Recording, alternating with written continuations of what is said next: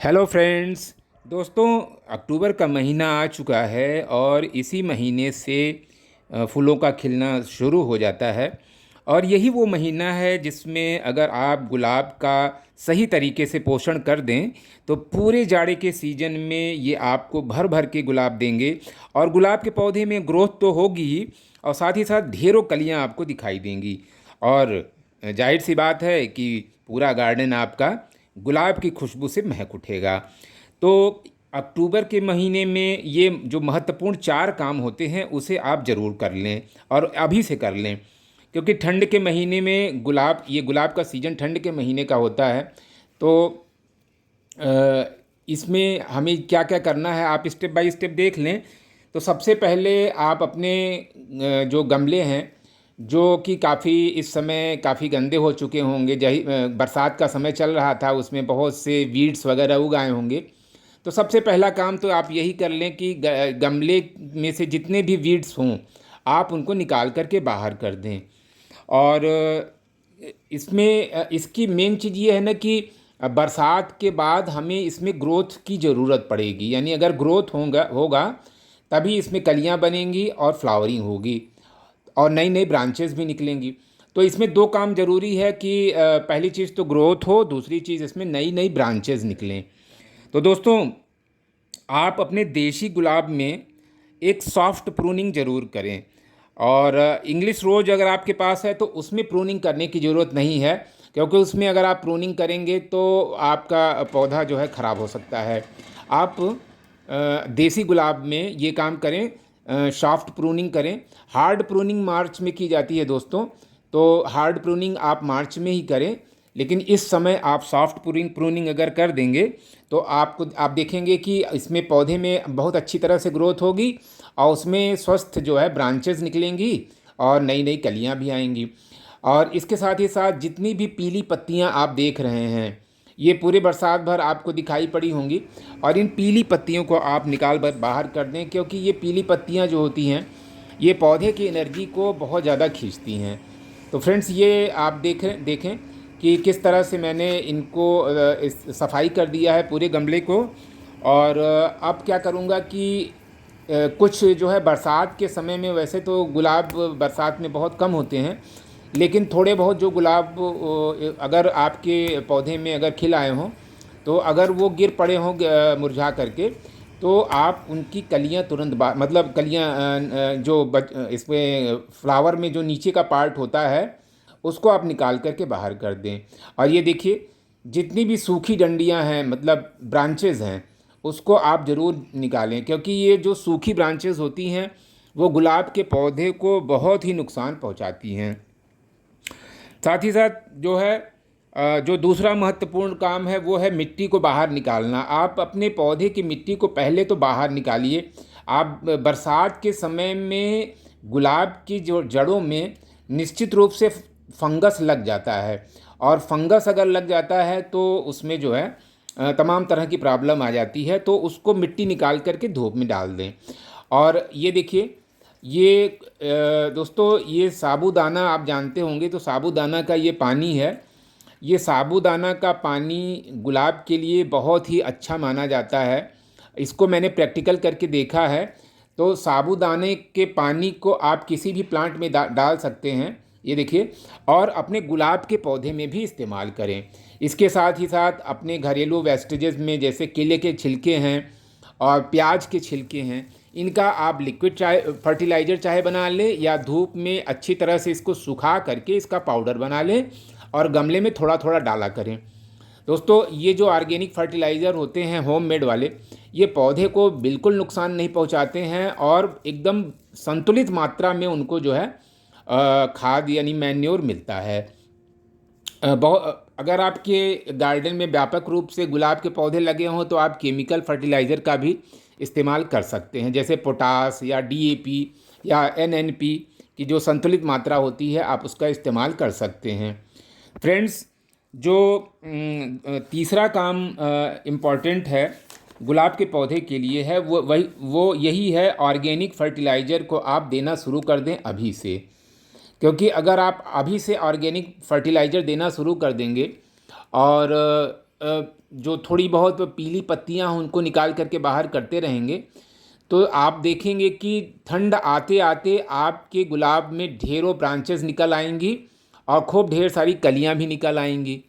तो बीच बीच में ये काम आप ज़रूर करते रहें कि जो जो भी तेज़ धूप की वजह से जो भी इसकी ब्रांचेस सूखती रहें उनको आप निकालते रहें। और ये देखिए, ये केला जो है, केले का छिलका मैंने सुखा करके रखा है। इसको आप लगभग 1 हफ्ते तक पानी में डाल करके रख दें, या और भी ये कर सकते हैं कि आप इसको उबाल ही लें, उबाल करके इसका ठंडा पानी कर रख लें।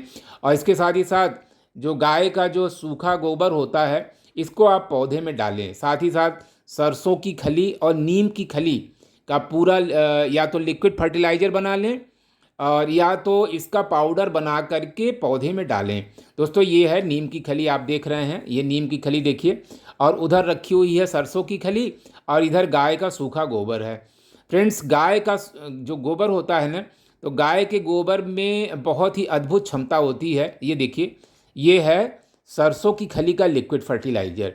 फ्रेंड्स, अगर आप इसको अपने गुलाब के पौधे में डालेंगे तो आप देखेंगे कि निश्चित रूप से आपका जो पौधा है जाड़े में बड़े बड़े गुलाब आपको, सुर्ख लाल गुलाब आपको देगा।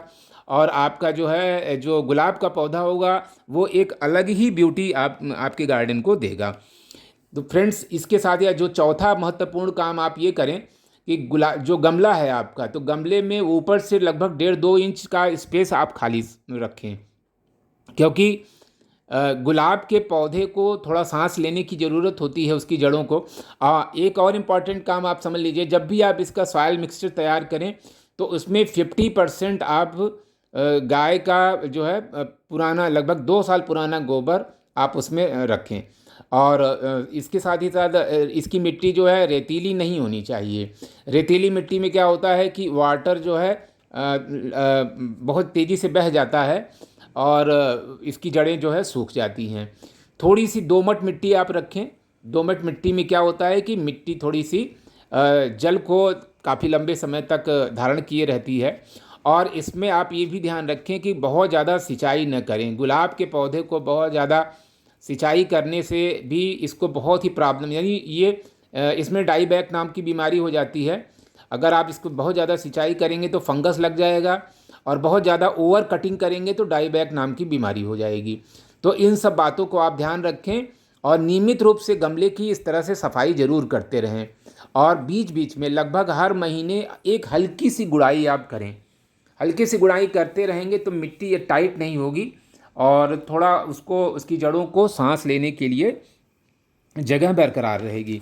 तो फ्रेंड्स, अगर आप अक्टूबर के महीने में ये चारों इम्पॉर्टेंट काम कर लेते हैं तो ये जान लीजिए कि आपका जो पौधा है वो पूरे जाड़े भर खूब ढेर सारे गुलाब के फूल आपको प्रदान करेगा। और हाँ, ये ध्यान रखिए कि इसकी जो प्रूनिंग, जैसा कि मैंने बताया है, इंग्लिश रोज की नहीं करनी चाहिए। इंग्लिश रोज की प्रूनिंग आप ना करें। हाँ, इंग्लिश रोज में क्या किया जाता है कि जो नीचे से जो नई जड़ें निकलती हैं उसको आप काटते रहिए, क्योंकि अगर आप नीचे की जड़ को नहीं काटेंगे, जो नीचे से जो पौधे निकलते रहते हैं उसको नहीं काटेंगे तो क्या होगा कि वो जंगली बन जाएगा। और ये देखिए, जो फ्लावर थोड़े बहुत अगर हो रहे हों इस समय तो उनको आप इस तरह से पिंच कर लें, क्योंकि इसी समय में, इसी अक्टूबर के मौसम में ही पौधे को बहुत ज़्यादा ताकत देने की ज़रूरत होती है। और जितनी भी सूखी डंडियां हों, इसकी सूखी ब्रांचेज़ हों, उसको आप निकाल दें। और जिस कटर से आप कट करें पहले उसको स्टेरलाइज़ कर लें। कोई भी जैसे जो भी एंटीसेप्टिक चीज़ आपके पास मौजूद हो आप उसमें इसको डाल करके वो कर लें। और गुलाब में जो कीड़े लगते हैं, उस जैसे एफिड्स है, थ्रिप्स, रेड स्केल, चैपर बीटल, ये सब कीड़ों को अगर आप दूर करना चाहते हैं तो मेलाथियान नाम का केमिकल आता है और उससे भी सही रहेगा। मेलाथियान का यूज तो व्यापारी लोग करते हैं। अगर आपको अपने गार्डन में, टेरेस गार्डन पे करना हो तो नीम ऑयल बेस्ट है।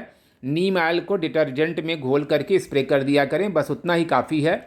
और बस ये ध्यान रखें कि पौधे को पर्याप्त धूप चाहिए, धूप में रखें, और ओस पड़ रही हो वो और भी अच्छा है। तो इस तरह से आप देखिए, इस तरह से अगर आप केयर करेंगे अक्टूबर के महीने में तो जाड़ों में, पूरे जाड़े भर आपको ढेर सारे गुलाब मिलेंगे। और इसके बाद जब मार्च का समय आएगा तब इसकी एक हार्ड प्रूनिंग देसी गुलाब की आप कर दें, और इस तरह से आप देखेंगे कि आपका गुलाब का पौधा निरंतर स्वस्थ रहेगा। और जो भी कटिंग निकले आप उसको कटिंग भी लगा सकते हैं और नए पौधे भी बना सकते हैं। तो फ्रेंड्स, ये वीडियो आप लोग को अगर इन्फॉर्मेटिव लगा हो तो एक कमेंट कर दें, और मेरे इस चैनल को लाइक और शेयर करें, और चैनल को सब्सक्राइब करें।